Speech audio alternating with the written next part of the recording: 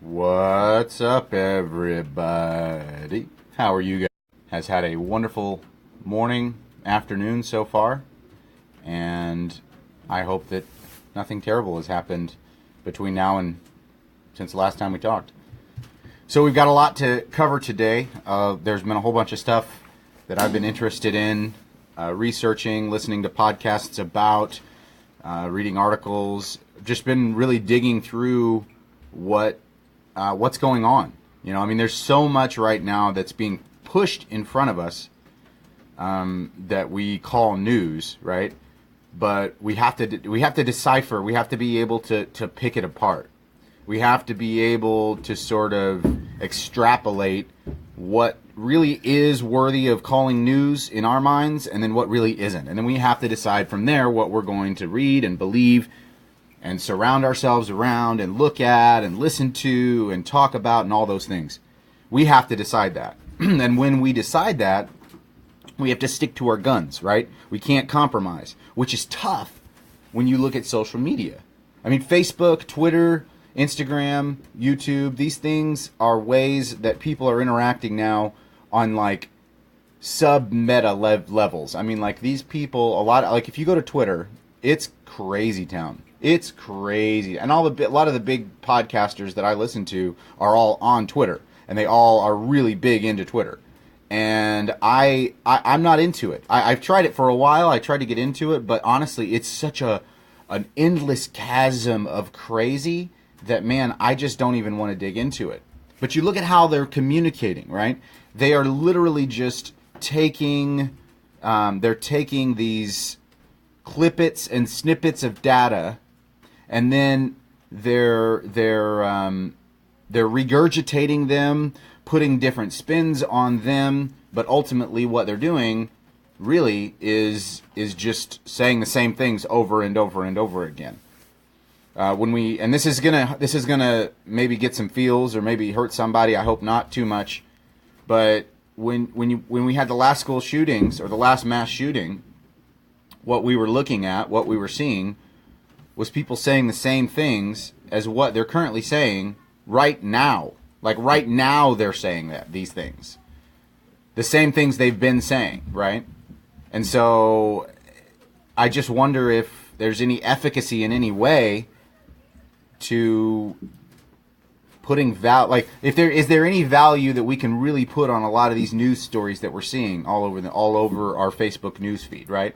Everybody's opinions I actually appreciate a lot more than the news, the articles, the regurgitation of concepts and ideas. I love to hear somebody say something that totally contradicts the norm. And the reason is because that means that person has chosen to be peculiar and different, and screw the mainstream. Like, forget what everybody, fingers in the air, quote unquote, are doing. Forget that. That doesn't matter. Like, these people are willing to say things that are harsh and hard, but they're not saying it just to be jerks. They're saying it's because it's valid and reasonable to say. And so those are the people I really appreciate. Whereas I look at the people, like I say, who regurgitate a lot of the stuff that is being already said. It gets inane.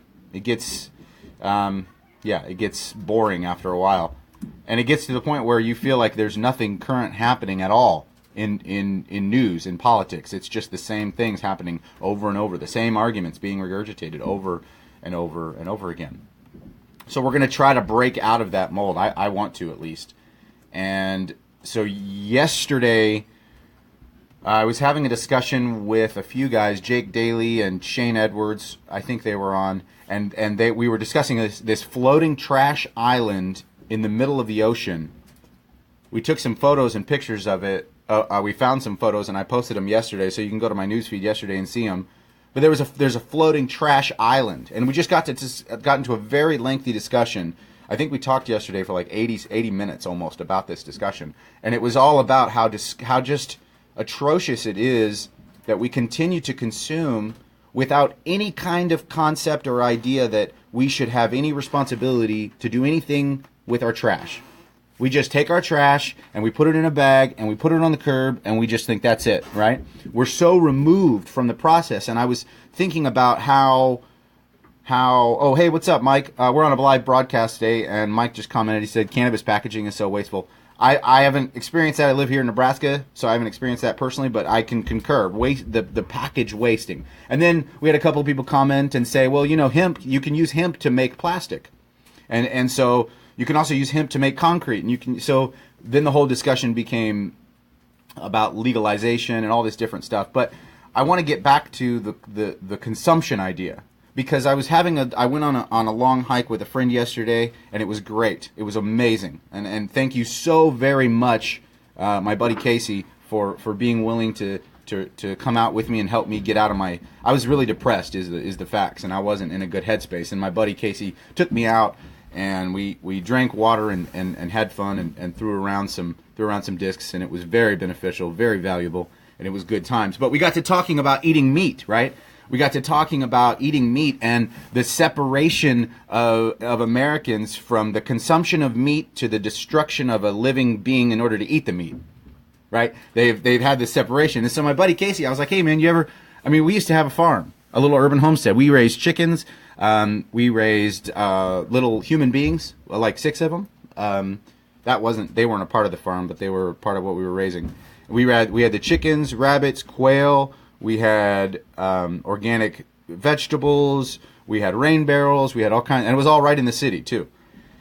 And so we butchered a lot. I mean, I was butchering rabbits and chickens constantly, and we had meat chickens as well. And it was fun. It was a good time. It was a really good period of time for us. But that whole process, I learned a ton about what it really means to value your food consumption products, like how you eat, right?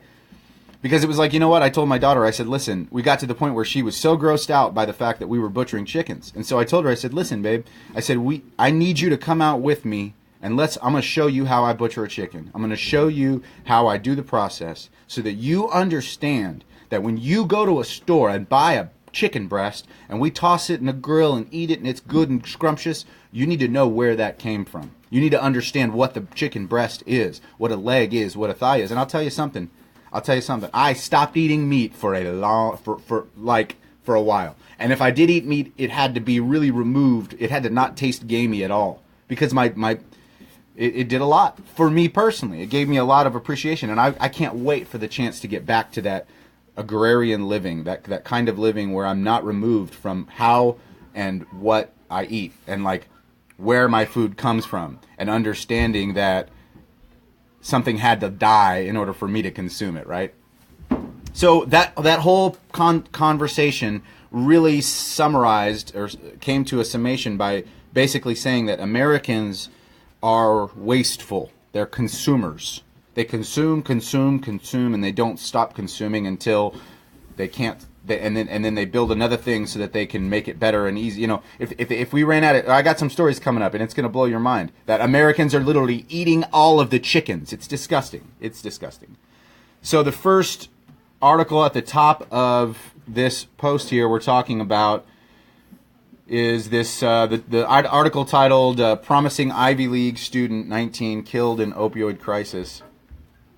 It's just, I mean, you don't have to go far here in the news, guys, to see a story about a drug overdose, to see a story about people that are taking pills and dying, people that are killing themselves as a result of the depression that's caused by being addicted to these pills. One of the lines here, it says that Gage Bolito, who would have turned 20 on December 25th, was a Columbia University transfer looking to study economics. He died alone of a suspected opioid overdose on December 22nd. Yeah, it's. I mean, you read through the article. It's in the link here, but it's crazy, man. What's really going on? What's really happening? And people are arguing about guns. Look, have the argument or don't have the argument, but just make sure you put that argument on the right scale, guys. I mean, there's human beings who are literally being, and I mean, you read through this article, it says this, hold on here, I'm going to read this. Their son was driven and from his early teens wanted to follow in the footsteps of his successful family. He had his list of best colleges. So they're just going through and they're basically saying this guy was motivated. He was a go-getter, right? And what basically happened was, I mean, he just went down this route of sort of recreational drug usage. Which, you know what? I'm of the opinion, and this is a radical view, so you can go and hang me up and dry. But I'm of the opinion that all drugs should be legal. Absolutely, make them legal, and here's why: because the current way it's being helped and dealt with right now isn't working. So let's just shake the Etch-a-Sketch and start over. And then let's subjectively and objectively look at all of the variables. Let's evaluate every single element of every single product. And then let's decide from there what should and shouldn't be illegal. Let the people truly decide. But because we've sat back and we've allowed our government to make the decisions for us in so many other areas, we've allowed them to make the decisions for us because it's convenient and easy and we're fat and lazy. We've allowed them to make the decisions for us, and now we're in a position where this is a thing we're looking at. Where we literally have hundreds of thousands of people dying as a result of consuming a substance that the United States federal government says is not just good, but helpful and required in certain circumstances. Again, we're talking about an article, promising Ivy League student 19 killed in opioid crisis. Here's a quib from the article. It says, according to the Post, Gage lied to a psychiatrist to up his prescription of Klonopin, an anti-anxiety pill. He'd also been prescribed, I don't know how to pronounce this, Vyvanse, Vyvanase, a stimulant, and it's known as Ritalin, to treat a disorder. It was way worse than we'd ever imagined, and often this is just crazy. The more and more you hear about these kinds of things happening, these dudes dying, these women, these human beings, these valuable human beings are literally just being ate up alive and either killing themselves because they want to or killing themselves because they overdose. It's happening on an astronomical level. And I'm not even just talking about veterans, you guys. I'm talking about American human beings. And not just Americans. It's across the country. It's across the world. So I wonder when it's time for us to make sure that we're talking about the right things, and when is it okay for us to say, hey, that's not as important as this. There's got to be a moment somewhere where we can say that, where we can talk at our news feed and all these people in our news feed and talk at them and tell them in a loving, kind way, very clearly, hey, check it out, man. That's not as important as this other thing going on over here. So let's put our attention on it. But I feel conflicted because there are so many things that are so important that you look around and it's like, man, there's things happening all around you that really are worthy of some kind of attention in some way. So talking about trash, talking about consumption, talking about, we had this discussion about the trash island that's floating around somewhere in the middle of the ocean. Well, there's an article in the link here I posted. The title of the article is that in Mozambique, rubbish dump collapses and kills at least 17 people. This is from the BBC News. Again, the article is right there in the description. The pile of waste, some 49 feet high, gave way in heavy rains. The dump is known by the home of some of the poorest residents in the area. So the Mozambique is probably one of the most terrible places in the world. All the photographs I Googled and looked up for Mozambique were terrible. So not only is it terrible and third world and people are dying of all kinds of terrible diseases, and there's famine, and they're war torn, and there's civil war going on left and right, and everybody wants to kill everybody. Now their homes are being literally crushed by the amount of trash that's piled on top of them. It's absolutely terrible. And the thing is that these numbers that they're saying have died, according to this article, the numbers aren't even coming in all the way in yet because they haven't picked up all of the trash. They actually have to move literally tons of trash in order to find the bodies that were crushed underneath these homes that were underneath this pile of trash rubble. But remember, guys, guns are important to talk about, right? Right? That's important to talk about? I don't know. Maybe not. See, like, that's where I get so conflicted, because it's like, yeah, we have these things happening and we want to debate about politics, and Trump said this on Twitter and these things are going on, but look at this over here. Look at this over here.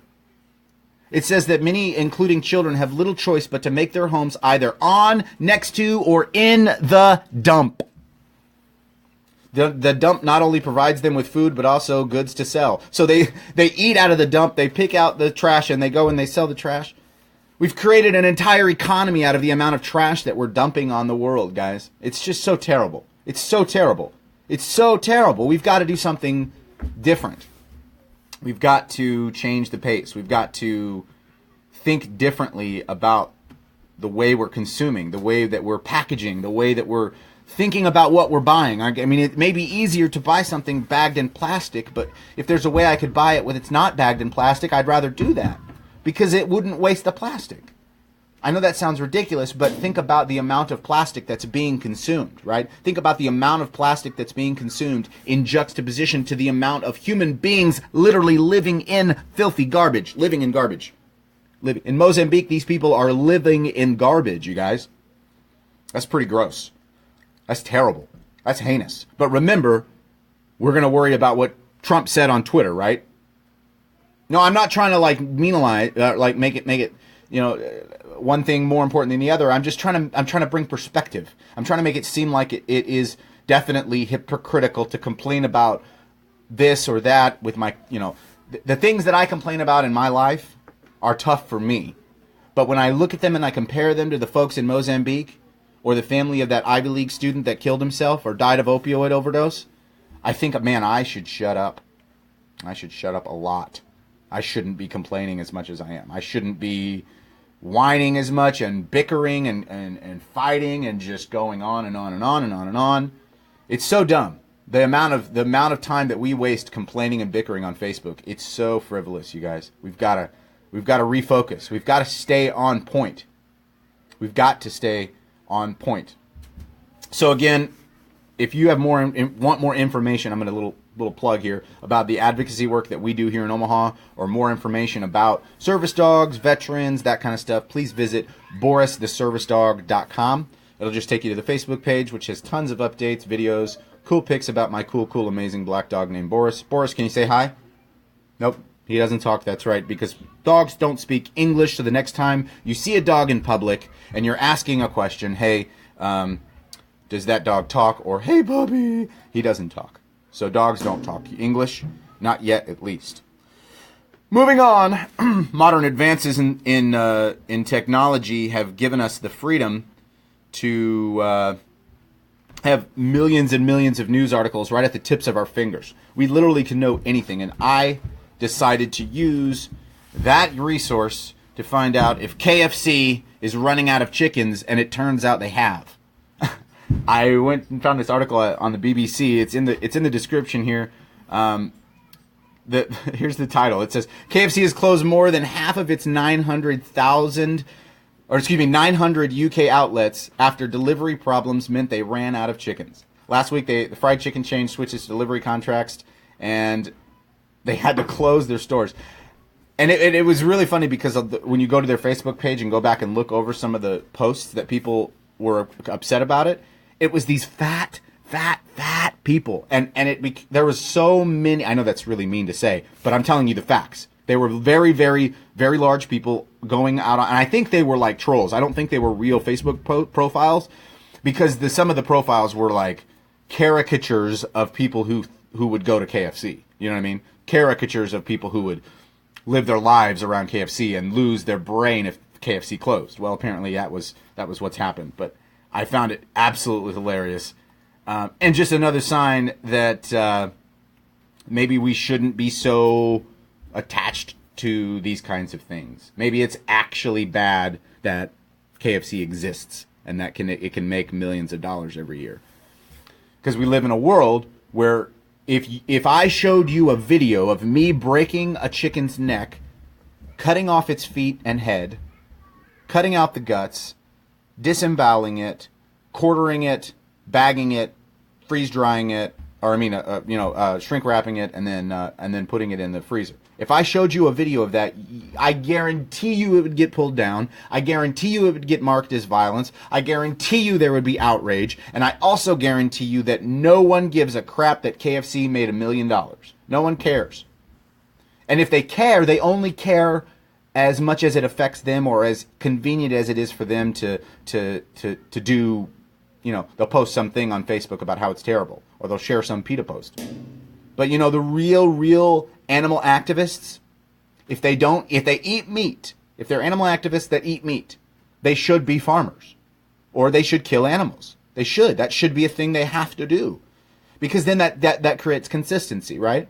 But I guarantee you that if 55 to 60% of the United States of Americans had to kill their own animals to eat the meat they want, they would be vegetarians and good gardeners. I'm sure of it.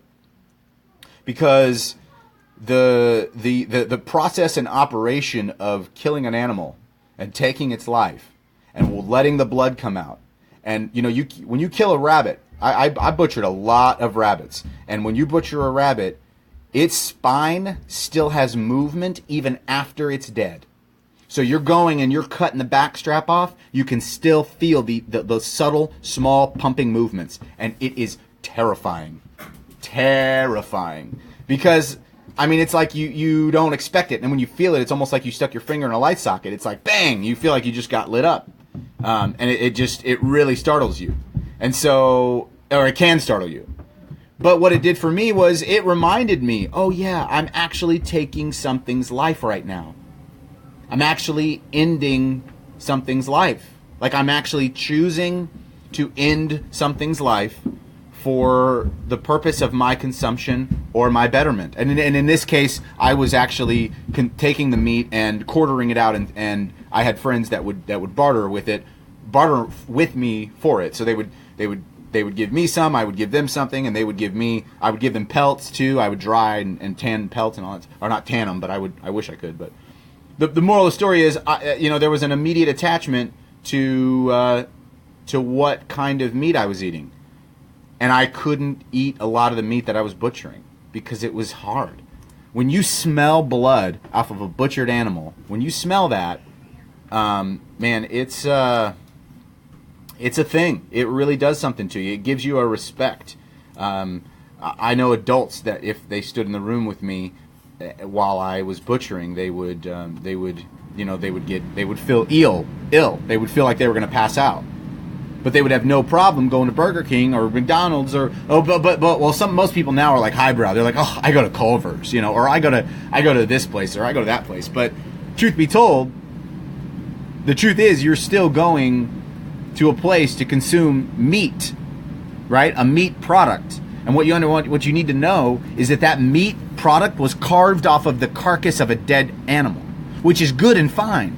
That's great. I don't think that's against human biology at all. But what's wrong and is against human biology is A, the amount of meat that we're consuming, and then B, the separation from the process of butchering to the process of consumption. Right? I believe that and this is just my pontifications, you can agree with them, and if you don't, I'd love for you to tell me so I can have something to talk about. No, I'm kidding. But if you have the ability to go somewhere in your city and see the process of butchering happening in an organic way, you should do that soon. And if you don't, I would love to help facilitate that. Because you need to understand that. You need to know where your medicine and your food comes from. You need to know that. It's important. Speaking of medicine, I'm going to talk a really quick bit about Melissa Lemon Balm Leaf.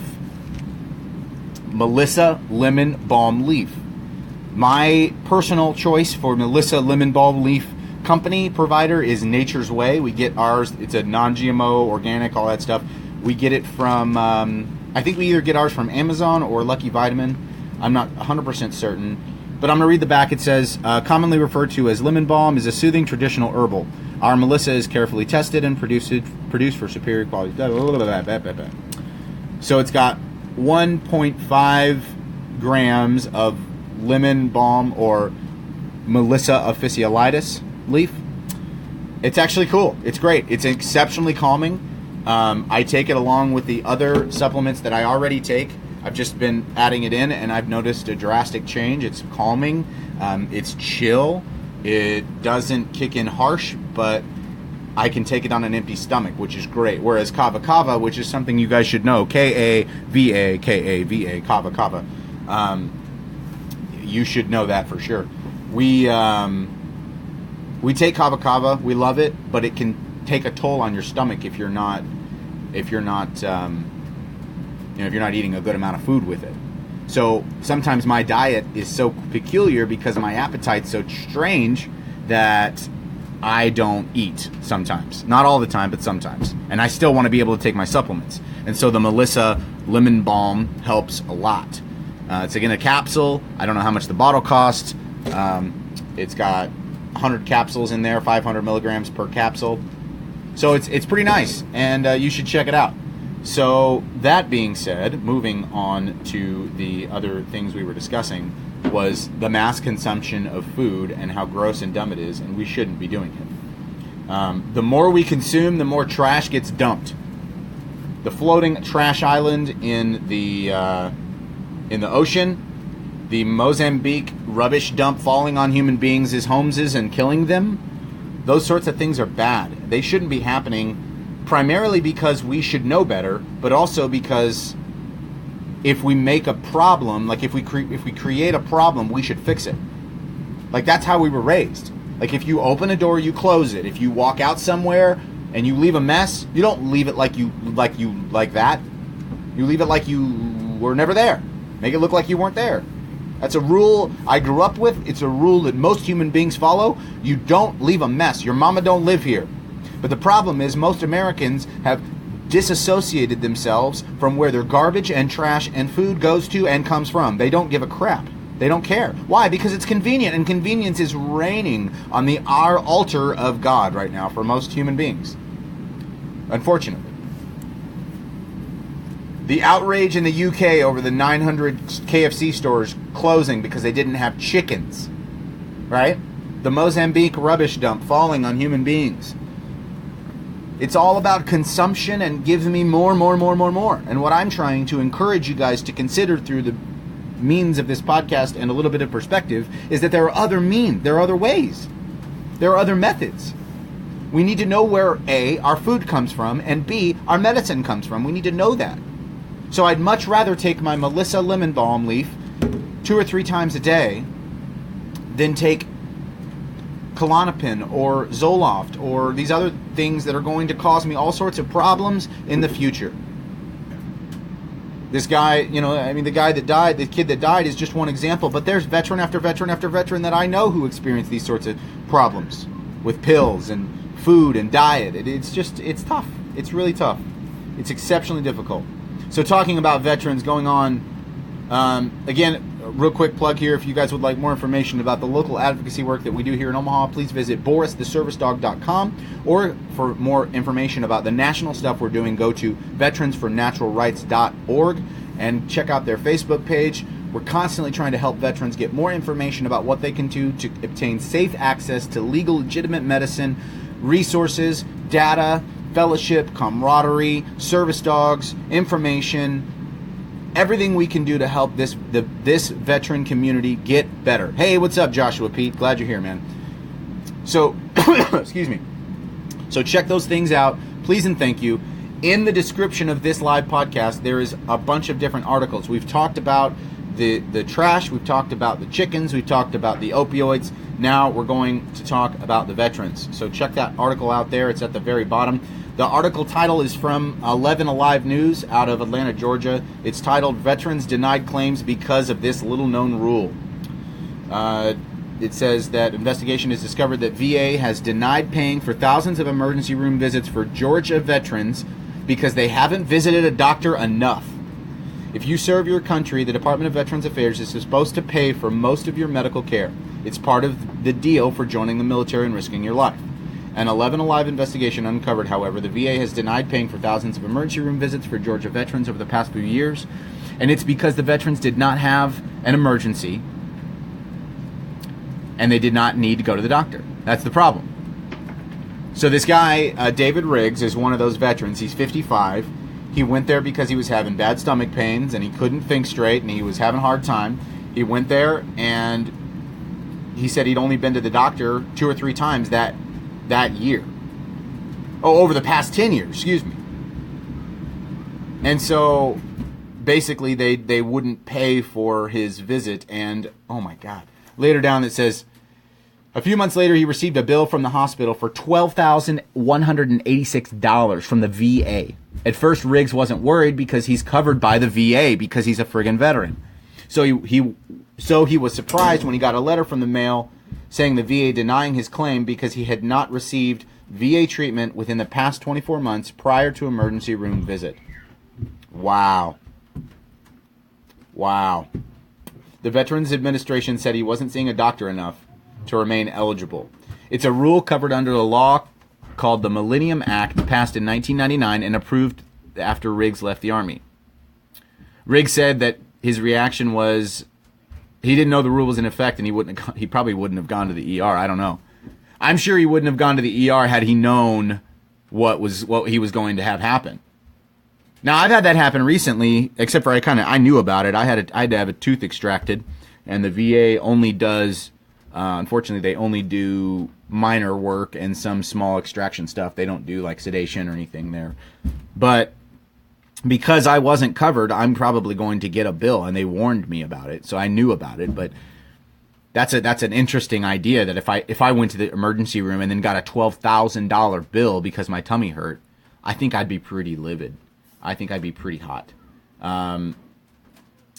So let's see here. Later on down in the article, again, it says, one of our recommendations is that the VA needs to do a better job informing veterans and finding out what the knowledge gaps are. The VA both declined requests for an interview and did not detail what they are currently doing to better inform veterans about the rule. Instead, a spokesman emailed, they actually emailed. The rules are in place to ensure VA has enough resources to provide timely and high-quality care. A system in which VA approves every emergency room claim for every veteran, regardless of service connection or insurance status, would be fiscally unsustainable. Hold on, guys. Did you hear what he just said? That person, that human being that emailed? That's terrible.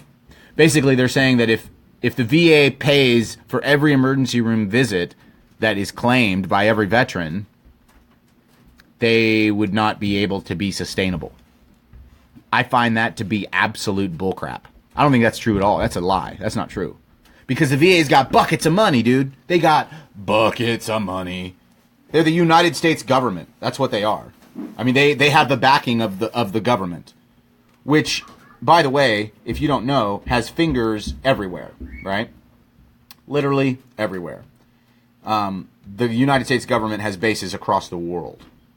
There's very few places currently that the United States government doesn't have some kind of something, a presence somewhere, right? And that's the very same government that is claiming that it would not be fiscally sustainable to give veterans treatment and care every time they went to the VA. That would just be crazy. That would just be insane. So again, by no means am I suggesting that every single person that has a boo-boo should get health care for free.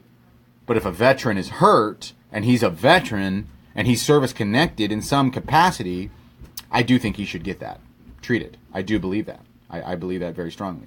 And if it's not going to be treated, then I do believe that the veteran should be told that, right? The veteran should be told, hey, you're going to have to pay for this out of your pocket. That's what's going to have to happen. And so you're not going to have the freedom of what you expected, which is having this process covered. Instead, you're now going to have to, you're going to have to actually pay for this yourself. And so I think that would have maybe perhaps said, well, I would have perhaps considered saying, excuse me, well, then maybe I don't want to go then. Maybe that's not, maybe I'll go to a civilian place. Maybe I'll go to a quick care clinic where I know I'm gonna have to pay up front, and at least I know what I'm gonna pay for, and I won't get sub-quality care. At least I'll have that. So, that all being said, guys, I appreciate your support. I appreciate you guys pandering and hanging out and listening and having fun. But really, ultimately, the point of a lot of this stuff here, the point of these shows, is to communicate good ideas as often as we can, as consistently as we can. Unfortunately, a lot of people slip through the cracks. A lot of people fall through, man. It happens a lot. And it happens usually because of negligence and depression, right? Veterans get depressed. Veterans get tired. All human beings get tired and depressed. But veterans get depressed and tired, and a lot of times they allow those things or those moments, those stuck points, as the VA calls them, those mental stuck points, they allow those stuck points to overwhelm them, and they become the center focus of everything. So if you've ever shined a very, very bright light or tried to change a light bulb and all of a sudden it turns on and you're staring right at the light and then bang, you got this white spot right in the middle of your face for like an hour, it feels like. That's kind of what it's like. Except for that white spot is deepest, darkest depression you could imagine, but right in the front of your face hole, right? And so you're basically left with trying to figure out, what do I do? Because it gets hopeless. It gets hopeless, you feel helpless. It's really a cycle. It's a vicious, vicious cycle. It really is. Because you never, ever really feel correct. You never feel right, right? Never. You never do. And even when you sort of feel right, you still feel sort of wrong. And it's tough. It's difficult to wrap your head around when you're trying to communicate it. Even iterating these words out loud is tough for me to do, because it's not because it's emotionally taxing, but because it's hard for me to wrap my own friggin' brain around. I personally can't even think straight about it. I personally have a hard time trying to understand how these things connect. How I feel crappy over here, and then these things negative happen over there. Or this happens over here, where, like, say, for instance, somebody cuts me off. And a normal person shouldn't lose their mind if somebody cuts them off. Maybe be a little upset, maybe get a little angry. But losing their mind, like literally going to a point close to where you're like, I can't even think straight anymore. You know? Like, that's not normal, right? So then what happens is you get so overwhelmed with that fight or flight constantly triggering over and over again. Like, it literally is, somebody cuts you off, somebody says something funny, you have a weird thought, the wind blows funny, and then bang, you're panicked, or you're in a fight or flight feeling for a moment, right? And so that constant taxing over and over and over again of fight or flight, it drains your immune system, it drains your adrenal glands, it hurts your body, it gives you migraines, it causes constipation, diarrhea, and indigestion. It can give you all sorts of ulcers and heart problems. It can really literally kill you. It can kill you. It can dismantle your functioning and kill you. And so you got to be aware. You've got to watch this stuff. You've got to be aware. You can't just go on your daily routine over and over and over again and not pause for just a second and look at yourself from another perspective for just a minute. You've got to do that. You've got to refocus yourself enough to say, okay, where are we at? What are we doing? Are we doing the right thing? Are we going in the right direction? Are we hopeless, helpless? Can we get help? Are we hungry? Are we angry? Are we lonely? Are we tired? Halt. Stop. That's what we always say is halt. Hungry, angry, lonely, tired, right? And it's the best acronym I use when I'm freaking out. Stop. Why am I feeling this way? Do I feel this way because there's valid reason to feel this way? Or do I feel this way because something's happening in my brain that's not happening, not my permission, right? Like, what is the real reason? And so usually, for me, 65 to 70% of the time, it's just my own brain making stuff up that doesn't really matter, that doesn't really need to be paid attention to, and that really just needs to be ignored. And when I have the wherewithal to ignore it, I do, and when I do, I get better. The right kind of medicine can help that. So I'm going to talk a little bit about a few of the supplements that I take that help me so much. I know a lot of you guys have asked me about it, so it's really important. So I'm going to get into it real quick here. Ashwagandha. Oh, by the way, I'm going to interrupt myself. If you hear kids in the background, it's because I got kids and they're amazing. So you should get some kids. Anyway, ashwagandha is amazing. It's a mood stabilizer. You should check it out. I take it as often as I can. Kava Kava, I already talked about that. Cavalactoids, you can check those out on the internets. They've got a lot of really good benefits. The entourage effects of a lot of these things coming together, working together, can really be amazing. Melissa Lemon Balm, I talked about that already as well. That's a really, really helpful calming agent. Let's see, what's another couple good ones? I don't really typically endorse any products that are multi-level marketing. And so I'm very cautious to say a product is good if it's not generally sold on the shelf or on the internet. But this is one exception, and it's a Plexus product called Ease, Plexus Ease, EASE. It's really, really good. And you can send me a message on where I get that stuff. But that stuff's amazing. It's got a New Zealand clam mussel in it, and it's a stupid good. Like right before a workout, you take that with some kava kava and some ashwagandha. It's really calming. It's really effective at just undoing and dismantling all of the garbage that keeps you from doing the good things that you know you need to do. Let's see, another really good, simple, basic one that I take is called Calms Forte. CALMSFORTE. Calms Forte. Calms Forte. It's really good at keeping you calm. It's got all sorts of super duper concentrated natural herbs all packed into a little dissolvable capsule that you just put under your tongue and it melts away. It's really calming, it's really effective, and it works very, very good. 5-HTP is really good for your brain. It's really good for sleep. It's really good for promoting muscle growth. There's a whole other laundry list of things that you should consider taking. And here's why. Because I know that some of you out here are on prescription medication right now. And I know that you're taking it not because you want to be a zombie. You're not taking it because you want to be an animal. You're not taking it because you hate yourself. You're taking it because you want to be better. You want to be a better you. That's what you want. And so we want that too. And so what you should do is you should research natural oppositions to, or natural, things that are natural that will do the same thing that your prescriptions are doing. You want to try to find those, because those are really going to be the things that are going to help you the most. Ultimately, those are the things that are going to undo it, right? And if you live in a state where the laws do not coincide with the medicine that you want to take, well, then let's find another medicine resource, okay? Because it can happen. It can. It's not going to be amazing. It's not going to be best or better, but it's going to work. And especially when you team that with good mindfulness practices, right?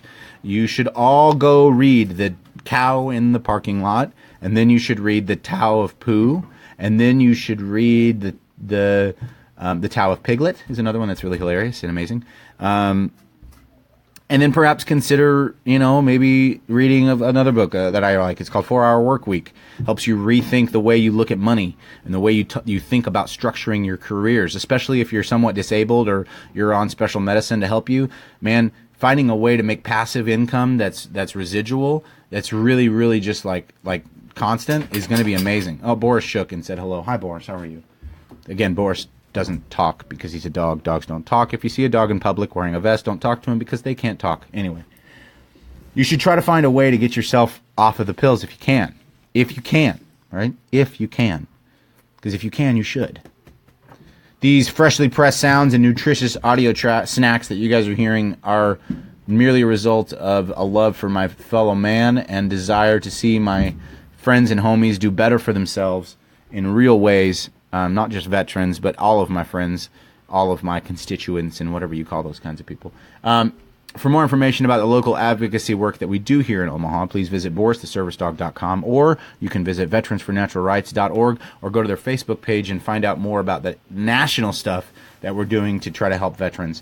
Hiking is a thing we're going to be doing a lot more of. If you live in the Omaha metro area and you'd like to get to hiking with me, let me know. We've got so many plans this spring. It's going to be amazing. If you're a veteran and you're listening to this, then you should definitely go to Veterans for Natural Rights Omaha and like the page and send us a message so that we can get connected with you, or send me a message because I want to get connected with you and get you out on hikes with us. We've got a friend, Steve Talley. I'm gonna mention him here in just a second, but Steve is a cool guy who really wants to kind of break the mold with his bow making. Here, let me tag him right here. Bam. There you go, Steve. You're in the comments. Steve makes bows. He's a hunter. He's an amazing hunter, outdoors, wilderness genius guy. And he makes these, he's trying to make these handcrafted bows. And they look so slick. And so what we're trying to do is help get him with other veterans and have like a workshop where veterans can basically have access to another veteran and fellowship and, going and finding the wood and carving it and making it and then eventually scheduling it where they can go out and go target shooting with it, like that would be a blast. Another thing we're looking at doing is we've got a friend, Nick Evans. I'll mention him here real quick. There he is. I mentioned Nick there. Nick Evans, he's into brewing. He likes microbrewing and all kinds of beer brewing and stuff, and he finds a lot of good therapy in brewing. And so we can get a group of veterans together and go down to Nebraska Brewery and talk about the process and go through it and brew our own beer and have a cool party where we get finished and have the opportunity to get together and eat some food and try our own homemade veteran beer, those are all things. And then equestrian therapy, going out and riding horses. These are all things that we want to do. And fishing. Oh my gosh. Fishing for me is a thing I'm a freak about. I love fishing. I'm constantly during the spring, summer, and fall, sometimes during the winter, but not usually. Spring, summer, and fall, I'm on the water if I can and fish. And I love crappie and bluegill. And yeah, I love fishing. It's a really therapeutic thing for me indeed. And so, Steve's got the bows and the finding of the bows and the hunting and the craftsmanship. That's so amazing. And then, Nick loves the brewing and the microbrewing and helping veterans in that way. And I love the service dogs and natural medicine and sort of like hiking and camp. I love it all. We all love all these things. And what we're trying to do is let you guys know that these kind of resources are not on accident. I didn't meet Steve accidentally. I didn't meet Nick accidentally. I didn't meet all these people that I know accidentally. We're friends for a reason. I'm friends with these people with intentional purpose because I can't be alone anymore. My buddy Greg, I'm Boomer, all these guys that I know. I mean, I think about you guys often, and I'm not friends with you guys accidentally. My brother Russell is listening, Spencer, Elizabeth, Nancy, Mike, all you guys are amazing. Derek, Doug, all of you folks are and it's intentionality. Shane too. There's intentional purpose in being friends with these people because I can't do this thing here alone. I can't do this alone. And I have no intention of doing this thing here alone. And so surrounding myself with intentional purpose with people who matter is very, very purposeful, and it's proven beneficial. Like if we were to look at cause and effect, the effect is good because I'm a better person. And when I'm alone, I call someone and they help me. Or when somebody else is alone, they call me and I help them. And we're connected and we're accountable to each other in real ways that are sort of somewhat even unspoken, but in other ways explicitly stated. So it's never about like this, like, oh, how are you? Oh, I'm good. No. How are you? Oh, I've thought about death and destruction for the last couple hours. How are you? Oh, cool. Let's talk, man. Let's chat, dude. Let's do that. Let's have conversations, and those kind of conversations can happen. And so a few of my friends, a couple of my friends, a few of my homies, they maybe think I talk too much about the natural medicine, but I don't think that it's understood how life-saving it is, right? How life-saving it can be. But when you just take the medicine, whatever the medicine is, it doesn't matter the name of it. When you just take it, not the pills, I'm talking about the natural supplements. When you just take it and don't do any hard work along with it, I don't think it's going to work. And that's what I come to the conclusion of last night, is that you take a sleeping pill, that's lazy. Ooh, Tim, shut up. Shut up right now. You're telling insomniacs that they're lazy? No. I'm not. Calm down. Don't get your panties in a twist. I'm saying I am an insomniac. I don't often sleep. And I recognize that sometimes I need a sleep aid, sometimes.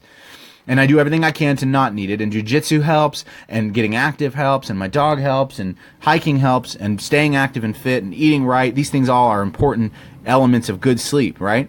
But sometimes they evade me, and I need something because I can't function without sleep. So I'll take this over-the-counter natural sleep aid, right? And it just came to me, the conclusion was like, this is the lazy American way. KFC ran out of chickens. Trash fell on top of human beings and killed them. There's a trash island floating in the ocean, and people are consuming pills at astronomical rates because they want to feel a certain way, and that's lazy. That's laziness, in my opinion. That's how I view it. Because like you, back in the day, you never saw people taking over-the-counter medicine, or even any kind. People didn't often need to take sleep aids. Why? Because they worked their butt off from day up till day down. They never stopped working. They never stopped moving, and they were constantly eating. My grandfather ate like a beast and never gained weight until later in his life when he stopped working. He'd wake up and he'd eat, bacon and ham and mashed potatoes, like fried mashed potatoes, smushed down on the griddle with salt and butter and 6 cups of coffee and all that stuff. And he did just fine. Ultimately, unfortunately, he did die of diabetes later in life because he didn't get as active. But the point is, there's a relationship between the amount of work you do, physical labor work, and the amount of sleep you get. There's a relationship. And diphenhydramine, or whatever that stuff is that helps you sleep, whatever, I don't know, diphenhydramine, I don't know if I'm saying it right, the over-the-counter stuff, it put me in a place where I slept. I did. But it felt dirty. It felt like I was cheating the system. And I felt like my body knew it. I'm for real. It felt like that. But I knew what I was getting was what I needed, but it made me almost want to cry and weep for the mats, for my jiu-jitsu mats. It made me want that because I knew that if I had been on the mat that night, I wouldn't need to take this pill because I would be dang exhausted. I would want to eat a bucket of tomatoes and lettuce and cucumbers and bread and protein. I would want to eat all that and drink, and then I would want to go to sleep. Drink a big glass of water and some orange juice and just go right to sleep. And I wouldn't need the pills. I knew that. I felt it. But I also knew that I couldn't go do the jiu-jitsuing and the eating. I couldn't. It was too late, and I didn't feel well enough, and I needed to get rest. So I did take the pill, and it helped, and it put me to sleep. And I woke up today, and I wasn't in a terrible mood. But the point is, we've got to recognize the connection and the relationship between what we put in our bodies and how it gets there. When we eat a chicken, we have to know that that chicken's head was ripped off, its feet were snipped off like limbs on a branch, its guts were ripped out of its butthole, and it was then cut and quartered and sliced and diced, and you ate it, right? That's a fact. And so I don't really think at all most Americans would be perfectly okay with that, seeing that. If you went to a restaurant and you had to watch everything live get killed, would you eat there? Probably not. Like if you had to watch a cow get butchered each time you wanted a steak, you wouldn't do it. And there's a reason why. There's a reason why. It's because you, me, most Americans are completely removed from the process. They're completely separated from the idea that they have to kill something living in order to eat it. Furthermore, they are completely removed from the process of medicine. They don't even understand what is in their medicine because they can't describe it by and large. They can't even pronounce the words. But when I pick up my bottle of Melissa Lemon Balm capsules, I read the back and it says Melissa Lemon Balm capsule. And you know what's inside of it? Melissa officinalis? I can't pronounce that because of my tongue. It gets in the way of speaking sometimes. That's all. That's all that's in there. And you take enough of those with enough of this other stuff and enough of this other stuff and enough of this other stuff, and it works. It works just like and better than, without any side effects, as Klonopin or as the sertraline or Zoloft. I mean, these things, I'm not pissing on people who've got to take these things. Did you hear me just tell you earlier that I took a sleeping medication? Or medicine? It's not a medication, it's over the counter, but you heard me tell you that. And you heard me tell you why. So I'm not saying it's atrocious. I'm just saying we've got to understand the relationship and the connection between what we eat and what we put in our body and how it gets there. If we're not growing our food, how does our food get into our bodies? How does it get into, well, we go to a store and we buy it. Well, where do they get it?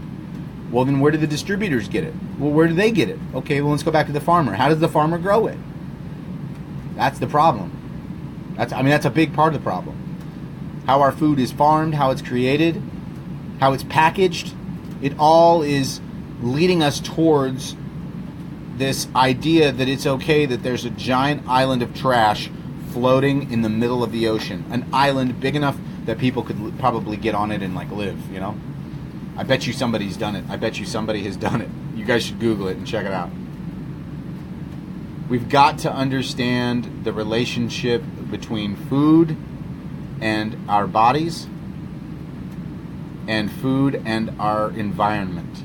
We have to know the difference, and we have to respect it. And the more we respect it, the sooner we'll see change. The sooner that we respect that relationship of life and death, because we have to kill something in order to eat. Something has to die in order for us to survive. And I don't think anybody listening at least, would be willing to eat at a restaurant called Kill 'em and Bleed 'em. Or maybe some people would out of irony. But if you were, if it was, I'm from Omaha, so if you go to the stockyards in Omaha, it's still, to this day, there's no animals there, but it still smells like farts and grossness and death. It's nasty when you drive through South Omaha now because of the smell. And there's a dog food factory plant. Why? Because they take the natural byproducts from the processing plant right down the street and from Tyson, and they make dog food out of it. So it just smells horrendous. But that's what we're at. That's where we're living. Like, that's the current state that we're in. Like, that's what we're in. So people want their chickens and their beefs. They want their porks. They want their stuff. And so they're willing to get it. They're willing to take the time to go to the store to buy it. But if you were to ask a lot of them, are you willing to go to the store and then butcher it? Or not even you butcher it, watch somebody butcher it. Or like, say, every 5 burgers you eat, you gotta watch a cow get its head chopped off or throat slit, And I'm not proposing that anybody should stop eating meat. I'm not. I think meat's a part of a good, healthy diet. I do. I believe you cannot get better proteins than good meat. You can't. I believe that. However, picking a tomato and a macadamia nut isn't the same as snapping the neck of a 2.5 pound rabbit, or a big, or slitting the throat of a turkey or a chicken or a quail or a pheasant. I've done it all. I've done all those. I've helped raise those kinds of things. I have. And right in my backyard, I had quail and chickens, and it was a whole thing. It was fun. It was great. But again, like I said, it gave me a respect for that. It takes a lot to keep a chicken alive. And when you butcher it, man, let me tell you something. Those chickens were small when I got them. They were small when I got them. They were like the size of they weren't even any bigger than my foot when I got them. And when we butchered them, I knew them. I knew them well. I'd fed them, taken care of them. You treated them if they got, messed up foot, or checked for bugs. I knew those animals. I knew them well. And when I butchered them, I did it with delicacy, because I respected them for what they were about to give my family and I, which was either money at $11 a bird for an organically raised bird, or just food for us, for our family, which ended up being food for our family, but not much for me, because after butchering them, I lost a lot of my desire to eat all that chicken. Honestly, it wasn't something that I was as into anymore, eating raw meat.